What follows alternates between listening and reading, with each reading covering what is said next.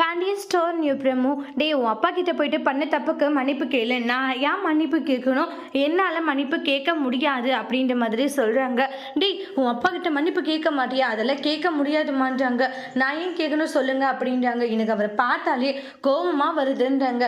என்னை அந்த அளவுக்கு அசிங்கப்படுத்தியிருக்காரு. ஆனால் அப்படி இருக்கும்போது நீங்கள் அந்த ஆளுக்கு மட்டும்தாம்மா சப்போர்ட் பண்ணிட்டு இருக்கீங்க. டேய், எதுவாக இருந்தாலும் பார்த்து பேசுகிறா, வார்த்தையை விடாதுன்றாங்க.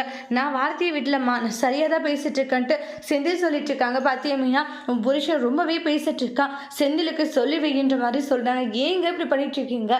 மன்னிப்பு கேட்கறேன்னு தானே சொன்னீங்க. மன்னிப்பு கேட்கறேன், இப்படி தேவையில்லாத பேசிட்டு இருக்கீங்க. மீனா, இங்க பாரு, அவங்க கிட்ட மன்னிப்பு கேட்க முடியாது, நான் சரியா தான் பேசியிருக்கேன்றாங்க. உடனே இதெல்லாம் கேட்டு பாண்டியன் இருந்துட்டு, கோமதி, நான் அவகிட்ட மன்னிப்பு கேட்க சொன்னேன். இல்லை இல்லை, அப்படி இருக்கும்போது எதுக்காக இப்படிலாம் பேசி இன்னும் என்ன மனசை இப்படி காயப்படுத்திட்டு இருக்கீங்க? நான் இருக்கிறது பிடிக்கலன்னு சொல்லிடுங்க, நான் எங்கிறது போயிடுறேன் அப்படின்ட்டுலாம் சொல்கிறாங்க. இங்கே அப்படியெல்லாம் இல்லை, பின்ன இங்கே என்ன பேசிட்டு இருக்காமன்றாங்க. நீ என்ன பண்ணிட்டு இருக்க?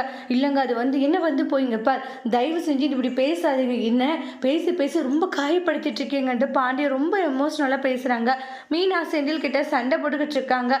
மாமாவுடைய மனசு இவ்வளோ காயப்படுது, கொஞ்சமாச்சு யோசிச்சு பாருங்க, உங்களுக்கு அது தப்புன்னு தோணலையா அப்படின்னு சொல்கிறாங்க. எனக்கு அது தப்புன்னு தோணலை மீனா, சரியாக தான் படுது நான் பேசினது அப்படின்வாங்க.